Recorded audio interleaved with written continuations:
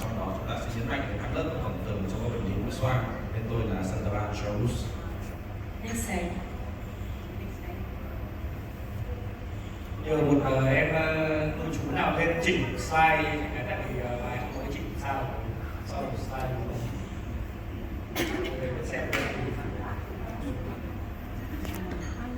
có ai chỉnh slide đấy không em? Xem là chỉnh slide tiếp theo đây cả. Hello. Ơi. Kia một.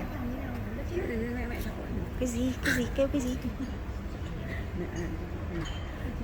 Ôi thì chị bảo chị chốt rồi thầy, có điều là ông phải hỗ trợ chị, ông này hỗ trợ cài đặt vào loa. C'est un examen qui est très utile avant d'opérer. Các lớp như chúng ta đã biết đối với bác sĩ tai học là cực kỳ quan trọng trước khi chúng ta làm phẫu thuật. Tất nhiên rồi, nhưng mà chị bảo do đó khi trước phẫu thuật chúng ta sẽ phải nhìn ở đây chúng ta có 6 điểm chúng ta phải chú ý trước khi phẫu thuật dựa trên hình ảnh các lớp hình. Le premier point, c'est la position de l'inciforme par rapport à la paroi orbitaire. Cái đầu tiên chúng ta phải chú ý đến là cái vị trí của ổ móc so với cả.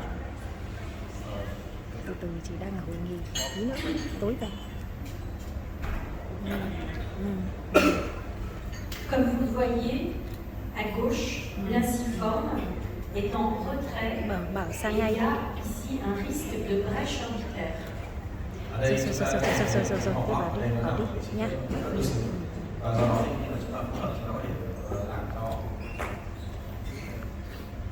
cái bút chỉ.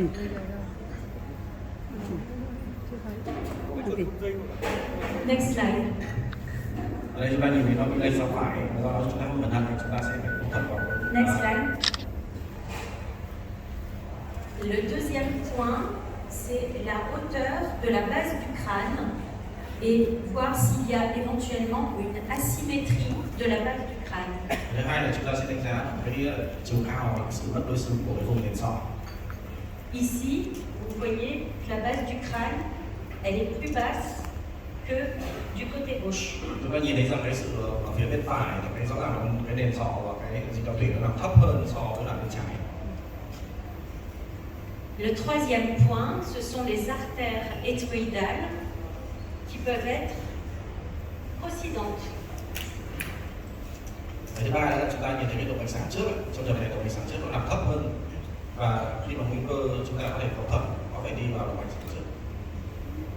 Le quatrième point, chez des patients même qui n'ont jamais été opérés, vous pouvez avoir une absence de lame papyracée. Il manque de l'os ici au niveau de l'orbite. Ở đây chúng ta tiếp theo chúng ta phải để ý được là cái sưng giấy, bởi vì một số những trường hợp mà khó thay đổi giải phẫu, tức là chúng ta thấy cái cờ trong cổ mắt ấy, thì cái phần sưng giấy ở đây nó bị khuyết và do đó khi mà chúng ta phẫu thuật thì chúng ta có thể phẫu thuật ở đây và nó làm cho bây giờ có thể về điều trị. Le cinquième et le sixième point concernent surtout la chirurgie du sinus sphénoïdal. Vous pouvez avoir ce que l'on appelle une cellule d'Onodi. Chúng ta để ý đến điểm số 5 và điểm số 6 là chúng ta sẽ liên quan đến cái sông gương, bởi vì ở đây chúng ta có cái tế bào Onodi. Ce qui peut être dangereux par rapport à la carotide. Và khi mà chúng ta tiếp theo cái số 7 là chúng ta có thể liên quan đến cái động mạch cảnh trong. Vous pouvez aussi avoir un nerf optique procident dans le sinus sphénoïdal. Ça se voit très bien en coupe frontale. Merci. Và ở trong cái song ướm này đôi khi chúng ta thấy là có cái lồi của cái thần kinh thị vào trong cái song ướm và do đó chúng ta có thể gây ra tổn thương của thần kinh thị. Et enfin, ici, on voit pas très bien, les carotides, elles sont procidentes dans le sinus sphénoïdal. Vous voyez ici en coupe axiale. Et ici, avec une asymétrie, une carotide procidente du côté gauche. Và cái thứ 6 là chúng ta sẽ phải để ý là cái vị trí của động mạch cảnh trong, bởi vì như cái hình ở phía dưới chúng ta nhìn thấy rằng là động mạch cảnh trong nó lồi hẳn vào cái song ướm hai bên, và cái hình ở phía trên là chúng ta nhìn thấy ở phía bên tay trái là cái động mạch cảnh trong nó lồi vào trong xoang, và và trong trường này chúng ta có thể nguy cơ gây ra tổn thương của động mạch và mạch trong nếu chúng ta không để ý. Và đây là 6 điều chúng ta bác sĩ thật ra là đây là 6 điều bác sĩ cho đến ngành sẽ phải đưa ra đánh giá cho bác sĩ tại học trước khi chúng ta làm phẫu thuật. Ici, vous voyez la différence de ce que l'on peut voir entre le scanner à gauche et l'IRM à droite. Ta có một hình minh họa giữa cái việc khác nhau hình ảnh cắt lớp vi tính và hình ảnh cổng từ. Ở phía bên tay trái chúng ta có hình ảnh cắt lớp là có 4 người đàn ông hình ảnh đen trắng, trong khi đó ở phía bên tay phải chúng ta có hình ảnh cổng từ là 4 ông này nhưng mà là hình màu. Chúng ta có thể thấy so với sự khác biệt giữa hai cái chất lượng hình ảnh. Il faudra toujours faire un scanner pour voir l'os et pour voir les vaisseaux. C'est un examen qui n'est pas très cher. Tại sao chúng ta lại phải chụp cắt lớp? Bởi vì cắt lớp có một cái ưu điểm rất là lớn về mặt giải phẫu. Chúng ta sẽ đánh giá được các cái giải phẫu về xương. Đặc biệt là cắt lớp có một lợi điểm là chúng ta đánh giá được cái mạch máu do cái độ phân giải của cắt lớp vi tính. L'IRM est utile pour étudier les tissus, mais elle a l'inconvénient d'être chère. Trong khi đó cổng từ thì lại lợi điểm về tất cả những cái tổn thương hoặc là những cái giải phẫu hoặc liên quan đến mô mềm. Tuy nhiên thì cái nhược điểm của cổng từ thì là bệnh nhân phải nằm lâu và cái thứ hai là đắt hơn so với các lớp vi tính. L'IRM est moins irradiante que le scanner. Và rõ ràng thì chúng ta thấy rằng là về mặt cổng từ thì là an toàn vì không liên quan đến tia xạ. Les contre-indications de l'IRM, c'est la grossesse et avoir du matériel dans l'orbite. Tuy nhiên là cái trong chỉ định của cổng từ, trong chỉ định tương đối là thứ nhất là bệnh nhân có thai, thứ hai nữa là các cái dụng cụ kim loại, ví dụ các dụng cụ kim loại ở vùng hàm mặt hoặc là ổ mắt, như cái hình các lớp chúng ta nhìn thấy có một cái dị vật phản quang nằm trong ổ mắt thì trong điều này nó là trong chỉ định tương đối. La troisième contre-indication, ce sont les anciens pacemakers. Và cái trong chỉ định thứ ba nữa là máy tạo nhịp, nhưng mà thật ra cái này nói thêm là máy tạo nhịp đấy là mình trước nữa, bởi vì hiện nay các máy tạo nhịp bây giờ là có thể tương thích với là trục từ. Tuy nhiên cái giờ là bác sĩ sẽ phải biết được là cái ông đặt máy tạo nhịp đấy có tương thích hay không thì nên là phải liên hệ với bác sĩ. Và một số trường hợp thì mình có thể liên hệ với hãng để người ta tắt pacemaker, mình chụp xong thời gian mình lại lại bình thường. Si le patient porte des bagues de traitement orthodontique, l'IRM, on ne voit rien. Một trong những cái giờ bởi vì là khi mình làm những cái niềng răng thì đa phần các niềng răng là bằng kim loại và kim loại thì nó chủ yếu là nó liên quan đến sắt. Thì khi mình chụp lên toàn bộ cái vùng xoang hàm mặt thì nó sẽ tạo ra hình ảnh nhiều kim loại và không thể đánh giá được. Donc il faut bien y penser si vous avez un patient qui a des bagues. Và bác sĩ lâm sàng trước khi cho chỉ định chúng ta sẽ phải chú ý xem là bệnh nhân có các cái đặt niềng răng hay không và có thể tháo được hay không. Alors, cette diapositive est importante car je vais vous montrer les séquences qu'il faut regarder en IRM lorsque vous étudiez les sinus. Và đây là các cái về mặt triệu chứng học hình ảnh cổng từ, và bà ấy muốn chỉ rõ cho các bác sĩ là chúng ta đọc hình ảnh cổng từ như thế nào. Đọc hình cái này là xong là các bác sĩ đã được học là đọc luôn cổng từ đấy. Vous avez la séquence T1 où vous voyez le liquide céphalorachidien est noir, la séquence T2 le liquide est blanc, et dans les sinus on va aussi regarder la séquence T1 FATSAT pour enlever le signal de la graisse. Ở đây chúng ta sẽ bắt đầu bằng những chuỗi xung cơ bản. Thứ nhất là chuỗi xung T1 ở cái hình trên cùng với bên tay trái. Đây là chuỗi xung T1 và không xoắn mỡ. Nói là đây là chuỗi xung T1 bởi vì chúng ta nhìn vào dịch não tủy nó có màu đen. Và ở hai cái hình ở phía bên tay trái chúng ta có đây là chuỗi xung T2. Thì đây là hai chuỗi xung T2 mà cắt mỏng để chúng ta có thể dựng được 3D. Dựa vào dịch não tủy nó có màu trắng, tức là cái khoang cầu thì chúng ta phải nói được đây là chuỗi xung T2. Và ngoài ra chúng ta sẽ phải dựa vào một chuỗi xung, đó là chuỗi xung xóa mỡ, gọi là phát sát, hoặc là trong trường hợp này nó là cái hình trên cùng ở giữa, thường thì nó sẽ ghi là FS hoặc là chữ phát sát, bởi vì chúng ta sẽ đánh giá được là cái độ hợp ngấm thuốc của thủ đô Quang Tử sau khi tiêm, bởi vì dựa trên cái hình ở phía bên tay trái trên cùng ấy, chúng ta thấy rằng là cái lớp mỡ ở dưới da nó màu trắng, nhưng cái hình cạnh nó thì lớp mỡ ở dưới da nó màu đen. Dựa vào đấy để chúng ta sẽ đánh giá đây là chuỗi sụp xóa mỡ hay không. Tại sao lại có chuỗi sụp xóa mỡ? Bởi vì là các cái tổn thương nó sẽ có thuốc, và nếu mình không xóa mỡ thì mình sẽ không phân định được đây là mỡ hay là tổn thương của thuốc. Donc ça c'est un tableau qu'il faut avoir à côté de vous quand vous regardez l'IRM. Ce qui est le plus facile à retenir, c'est que le liquide est toujours en hypersignal T2 et hypo T1. Đây là các cái bảng tổng hợp về các cái tổn thương của hình ảnh trên tổng từ, thì mặc định là các cái tổn thương mà có chứa dịch thì luôn luôn tăng tín hiệu trên T2 và giảm tín hiệu trên T1, tức là nó tương tự với là dịch cao thủy. Si c'est du liquide, quand on va injecter, ça ne va pas prendre le contraste. Au contraire Và nếu mà nó chỉ de la là dịch, tumeur. nếu mà chỉ là dịch đơn thuần thì sau khi tiêm thuốc thì chúng ta sẽ thấy rằng cái tổn thương dịch này nó không có thuốc, nó trái ngược lại là cái tổn thương u. Je vais maintenant vous présenter des cas cliniques.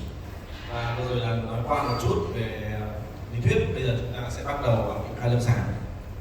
C'est un patient de 83 ans qui vient consulter car il a le nez bouché à droite.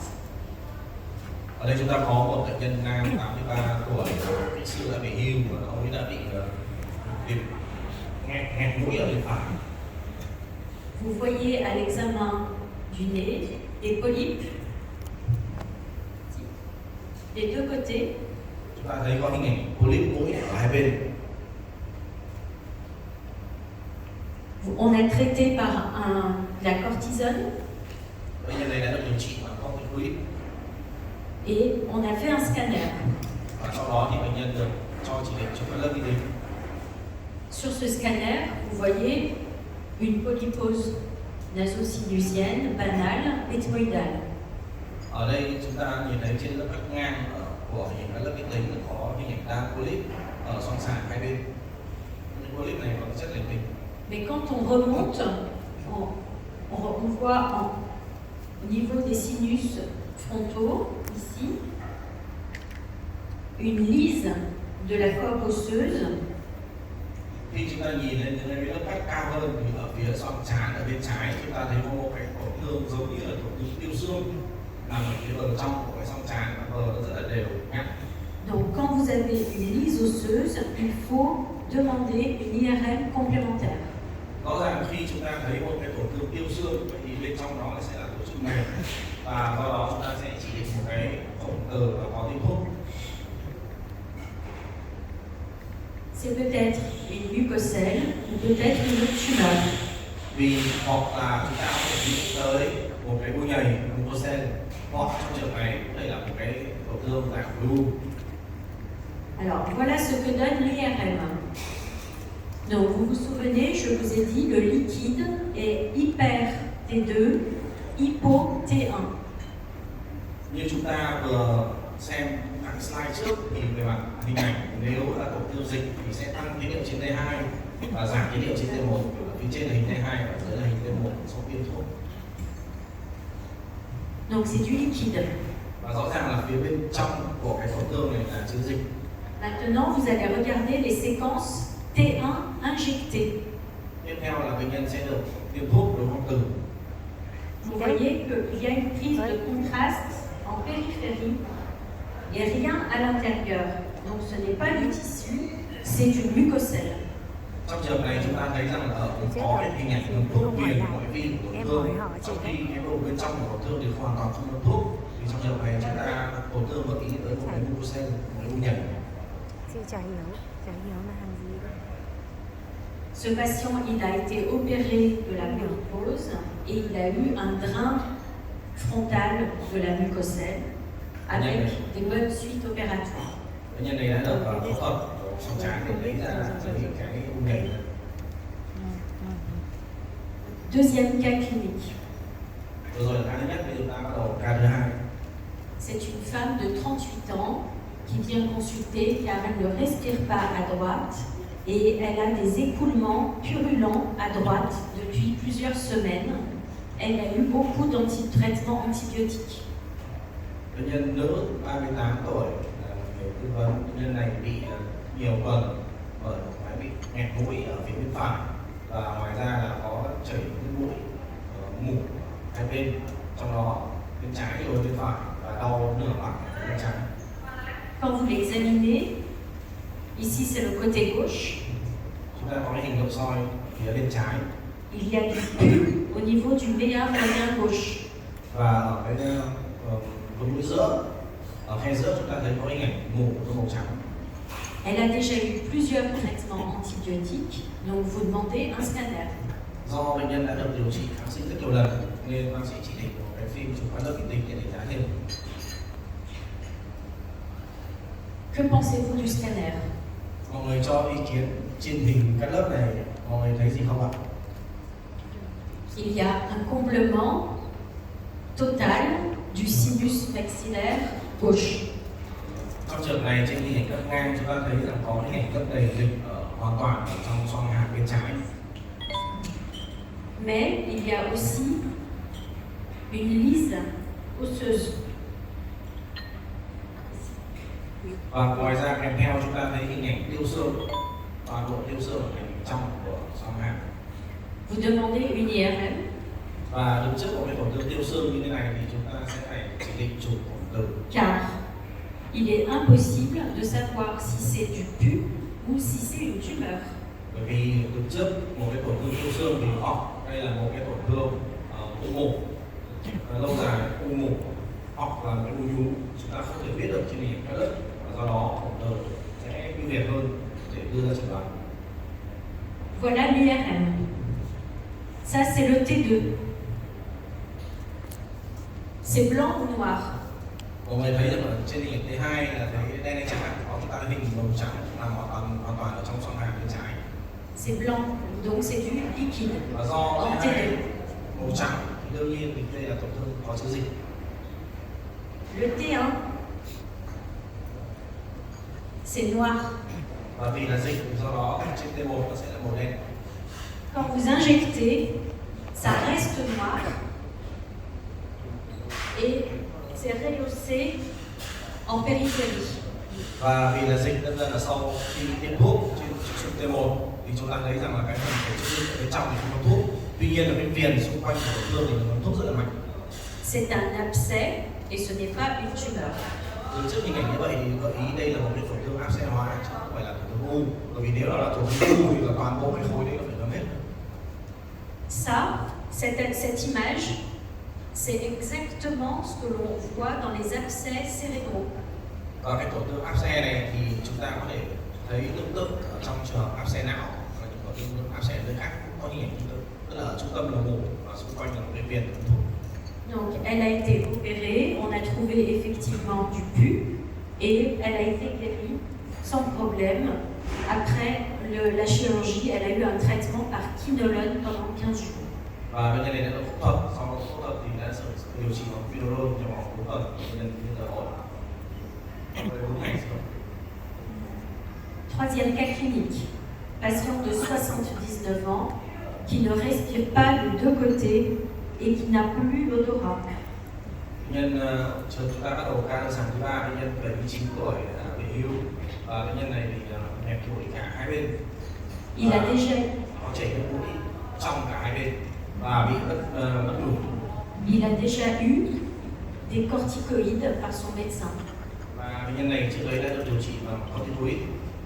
Voilà ce que vous trouvez à l'examen clinique des deux côtés. Là, c'est de la fosse nasale droite, donc des gros polypes de stade 4. Les polypes, ils sortent du nez. Và khi mà trên nội soi chúng ta thấy hình ảnh ở hai bên đều có những cái polyp rất là lớn lồi ra khỏi độ ốn, lồi ra khỏi mũi và nằm ở mạch mũi giữa. Il a pris des corticoïdes, il est très gêné, donc vous pensez l'opérer, donc vous faites un scanner. Và vì bệnh nhân này đều chỉ có corticoid rồi, bệnh nhân phải đấy rất là phiền toái, và do đó thì bác sĩ phòng phải chỉ định chụp các lớp để đánh giá. Voilà le scanner. C'est un scanner classique de polypose naso-sinusienne. Và trên hình ảnh các lớp thì chúng ta thấy một hình ảnh điển hình của cái đa polyp mũi. Mais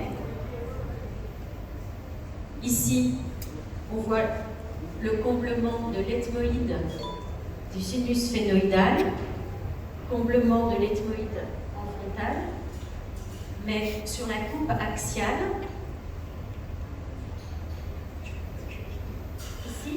Ici, vous voyez, il n'y a plus la paroi postérieure du sinus maxillaire. Trên hình cái lớp đấy thì chúng ta nhìn qua thì tưởng là đây bệnh nhân đa polyp thường, vì chúng ta thấy hình ảnh đất đầy ở trong song sàng, song vương cũng như là trong trán hai bên.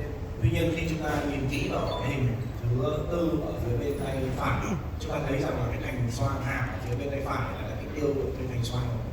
Rõ ràng trong trường này nó không phải là cái polyp đơn thuần. Donc, quand il y a une lise de l'os, on demande une IRM. Như bà nói là nếu mà đứng trước một đường tiêu xương thì chúng ta sẽ phải cho chỉ định chụp cộng từ, bởi vì nó có thể không phải là cái polyp đơn thuần. Voilà l'IRM.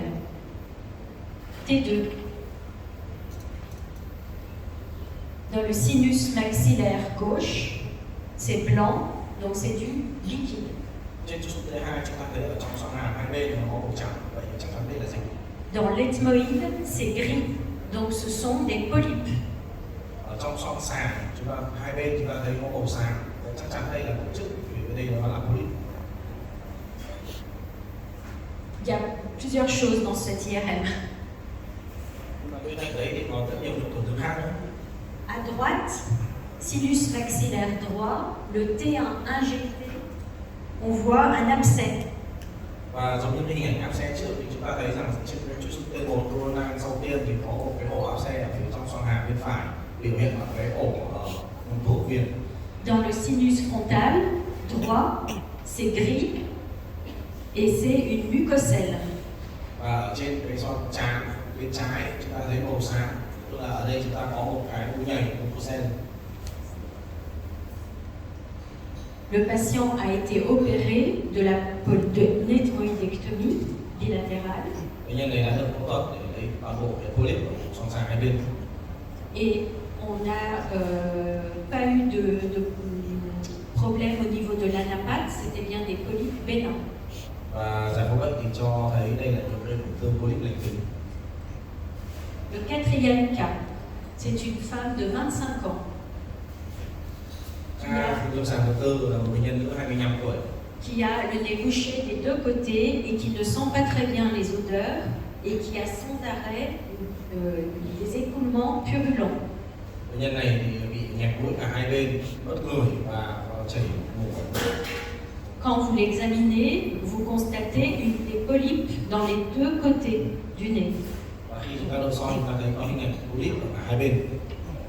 Au niveau des bilans, la prise de sang, il y a une hyperéosinophilie. Mạch khẩu ai quan là trên 1.500. Voilà le scanner.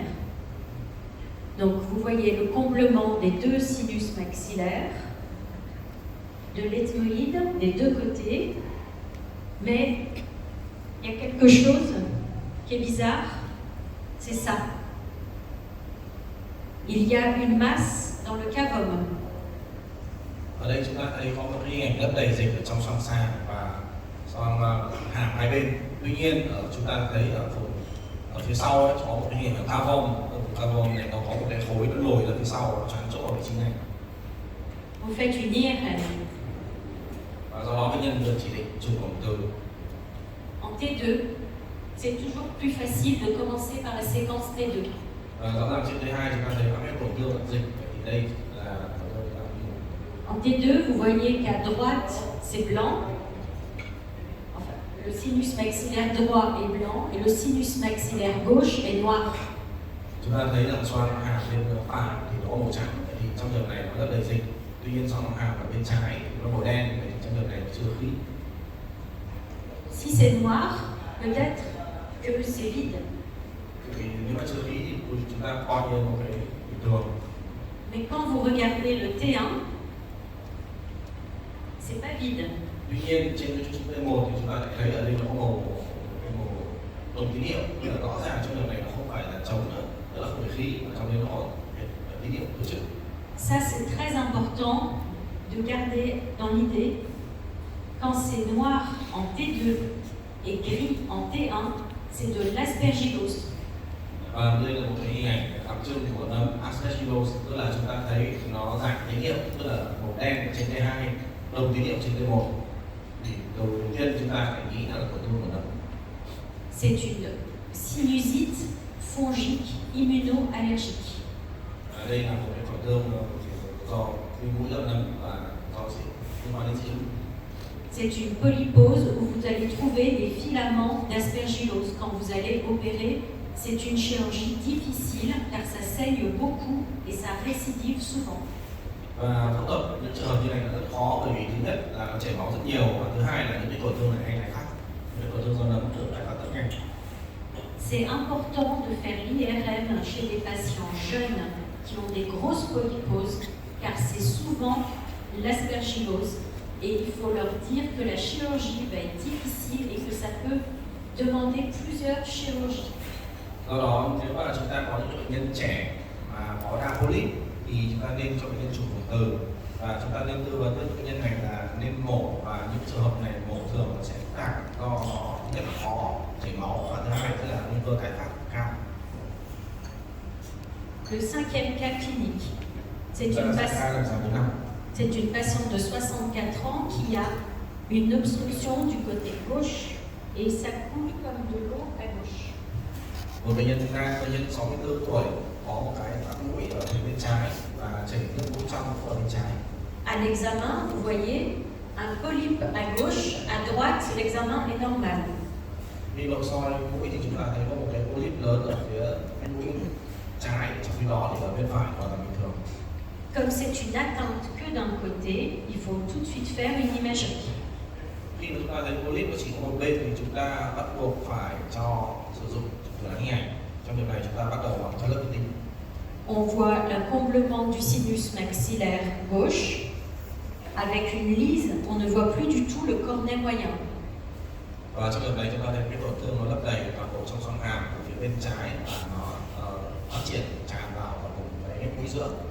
On ne sait pas si c'est un polype bénin, enterocoanal ou un papillome inversé. Trong việc này chúng ta không biết được đây là một cái polyp lành tính hay là một cái polyp đảo ngược. On fait une IRM. Donc le T2, c'est pas blanc, c'est pas du liquide. Hein. Trên T2 chúng ta thấy trong việc này nó không phải là màu trắng mà nó là màu xám. Ở đây chắc chắn là tổ chức, tín hiệu tổ chức. Et on va regarder le T1 injecté.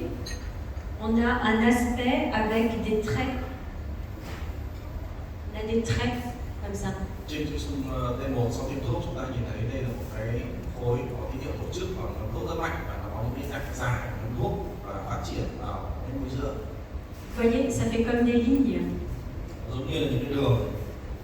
Ça, il faut garder à l'esprit, c'est le papillome inversé. Và trong trường này, điều đầu tiên chúng ta phải nghĩ tới là những cái đảo ngược. Donc on a opéré par voie externe et on n'a pas eu de récidive et c'était un papillome inversé bénin. Khi mà chúng ta cái xương hàm và theo đường ngoài, chúng ta thấy là cái bộ bệnh trong đây là cái u đảo ngược. Le dernier cas, c'est une patiente de 69 ans qui vient consulter car elle a des écoulements du nez quand elle se baisse ou quand elle fait un effort. Và tiếp theo chúng ta sang khám cuối cùng trên một bệnh nhân 69 tuổi. Bệnh nhân này đi khám bởi vì cứ khi nào bệnh nhân cúi xuống hoặc là phải ở cái tư thế gắng sức thì nó lại chảy mũi ở mũi trái. Elle a des problèmes de santé, elle a de la tension et elle est obèse. Và bệnh nhân thì có rất nhiều bệnh nền, bao có béo phì và tăng huyết áp. En consultation, vous avez fait une bandelette urinaire et vous vous êtes rendu compte que c'était du CSF, LCR. Và trên xét nghiệm cái dịch chảy nước mũi thì thấy rằng cái dịch này có tương tự dịch của não thủy. Vous voyez ici, dans le sinus phénoïdal, il y a quelque chose. Và khi hình ảnh chụp các lớp vi tính chúng ta nhìn thấy ở xoang bướu ở bên trái, trong đấy nó có cái gì đấy. Ici, au niveau de l'apophyse ptérygoïde aussi. Sinus phénoïdal, Ở trên vị trí so với cả bên trái chúng ta nhìn thấy có một cái tổn thương ở vị trí này. À gauche, à droite, c'est normal. Trong khi ở phía bên À phải gauche, c'est hoàn toàn bình complet. thường. Et c'est le côté où il y a l'écoulement. Và cái tổn thương ở xoang hướng bên trái nó lại phù hợp với cái hình ảnh chảy nước mũi của bệnh nhân. Vous faites une IRM. Ici, c'est une séquence T2. Le liquide céphalorachidien est blanc. Et vous voyez dans le sinus phénoïdal du blanc, c'est du liquide. Và đây là trục xúc T2 coronal, chúng ta thấy rằng có cái hình ảnh tín hiệu dạng dịch nằm ở trong xoang hướng bên trái, nó tương tự với tín hiệu của dịch quả thủy. Voilà, ici. Và đây là hình ảnh căng ngang. Sur l'IRM, il faut toujours tout regarder. Và khi mà bệnh nhân đã chụp từ thì chúng ta sẽ phải nhìn không chỉ một mũi xoang mà chúng ta phải nhìn rộng hơn cả vùng Ici, xoang não của bệnh nhân. Ici, c'est une coupe sagittale. On voit la selle turcique et on ne voit plus l'hypophyse. La selle turcique est remplie de liquide. Trên trục xúc T2 sagittal chúng ta để ý rằng là ở vùng hố yên thì hoàn toàn không thấy tuyến yên đâu, và trong này nó bị lấp đầy bởi cái dịch của dịch quả thủy. Et vous regardez en coupe axiale les nerfs optiques. Ils sont épaissis et la macule est plate, aplatie. Ở trên cái hình ảnh căng ngang chúng ta thấy rằng cái thính thị ở đây nó dày sụ lên. Il y a un élargissement des gaines des nerfs optiques. Và thông thường thì khi mà thẩm định thị chúng ta chụp, chúng ta thấy rằng là cái vỏ bao và cái sợi thần kinh thì thường nó ép sát vào nhau. Trong trường này chúng ta nhìn thấy là cái thẩm định thị nó to ra và cái vỏ bao và cái thần kinh nó tách hẳn nhau ra. C'est un signe d'hypertension intracrânienne. Và đây là một cái trong cái dấu hiệu gợi ý là bệnh nhân có một cái tăng áp lực nội sọ. Il faut demander une angio-IRM. Và khi mà có tăng áp lực nội sọ thì nguyên nhân thì chúng ta sẽ phải chụp mạch ống từ. Ça, c'est une séquence avec un rehaussement veineux. Đây là cái trục xúc gọi là PC, tức là chúng ta đây là trục xúc chỉ để đánh giá tĩnh mạch. Tức là trên ống từ chúng ta có hai trục xúc, là trục xúc tốt để đánh giá động mạch và trục xúc PC để đánh giá tĩnh mạch. Trong trường này chúng ta có trục xúc tĩnh mạch ở lớp ASEAN. Ici, vous voyez le sinus latéral. Et ici, le sinus latéral à gauche. On voit une image à l'intérieur. Il est sténosé. Trong trường này chúng ta đi xoang ngang ở hai bên thì ở phía bên phải chúng ta thấy rằng có một cái hình lồi vào trong lòng xoang và nó hơi hẹp. C'est une hypertrophie des granulations de Pacchioni. Đây là cái sự phát triển của cái hạt Pacchioni, nó lành tính nhưng mà nó hơi co phẳng. Qui est fréquente chez la femme après 50 ans, chez les obèses. Và lại rất hay gặp ở những phụ nữ trên 50 tuổi và dư cân. Le traitement, comme ça coulait beaucoup, on est allé faire un colmatage de la brèche. Và trong lần này chúng ta sẽ phải phẫu thuật để bịt cái đường giò. Et après, pour ne pas que ça recommence, il y a eu un stent dans le sinus latéral. Và trong trường thứ hai nữa là để điều trị nguyên nhân thì chúng ta sẽ phải đặt một cái stent ở trong cái xoang ngang thì để tránh tình trạng tái phát. Pour finir, donc quand est-ce que vous devez demander une IRM? Vậy thì tóm lại cái bài trình bày thì chúng ta sẽ chỉ định chụp ống từ khi nào? Si vous avez une sinusite qui est toujours là, même s'il y a plusieurs traitements antibiotiques. Thứ nhất là chúng ta có một cái viêm mũi xoang mà kháng thuốc, tức là đi lại nhiều lần. Si vous avez un polype que d'un seul côté. Trường thứ hai là chúng ta phát hiện một cái polyp mà chỉ có một bên. Il y a une brèche, il y a un écoulement, une rhinolicorée. Và trường thứ ba nữa là trường hợp chúng ta nghi ngờ có cái giò dịch thủy. Ou un manque d'odorat traumatique ou pas. Và những trường hợp mà mất ngửi do chấn thương hoặc không do chấn thương. L'indication de l'IRM, quand vous avez demandé un scanner, vous faites toujours une IRM s'il y a une lyse osseuse. Và trường hợp tiếp theo là chúng ta sẽ chỉ định chụp ống từ khi mà trên các lớp vi tính chúng ta thấy một cái tổn thương tiêu xương hoặc là bất thường của xương.